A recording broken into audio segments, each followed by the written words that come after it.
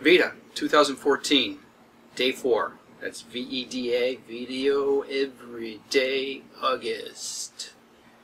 Yeah, 4 in a row. I'm back into vlogging on a steady basis. Hopefully I won't be doing this 365 days a year. There are times when I came pretty close.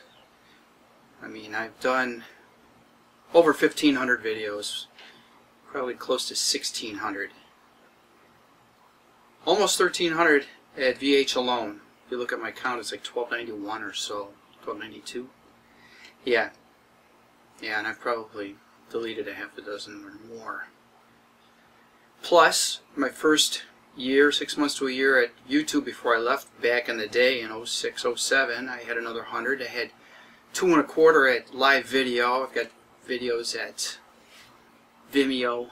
I've done other sites that are down now, so well over 1,600. Now my first or second VEDA vlog, Big Rab said, "Hey Ken, you know, you always talk about online, but you don't talk about yourself. I mean, tell us about yourself." Well, you did miss my "This is his life." I've actually done some of that. I've talked through a lot of things. You know, John Ain't Right, in one of his first VEDA vlog, he said, vlogging has this changing dynamic, and it does for those of us who have vlogged so long and so often.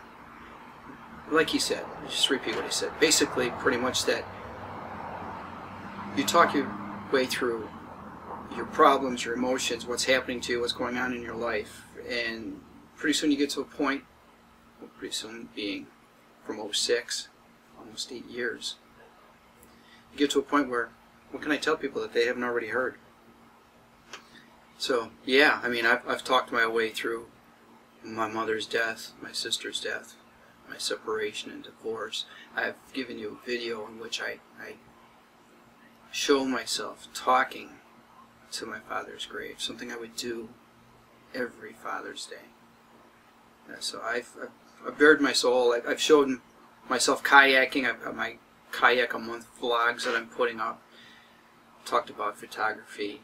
My poetry vlogs probably have close to 100 now at VH. And I know a lot of you don't watch those, but yeah, it's all out there. I am out there. So yeah, check them out. Talk about my history, talk about my children, time I've spent with my children, my daughter's issue with type 1 diabetes when she was diagnosed at 8, and how we've raised money and the issues that she's faced, time I've spent with my children.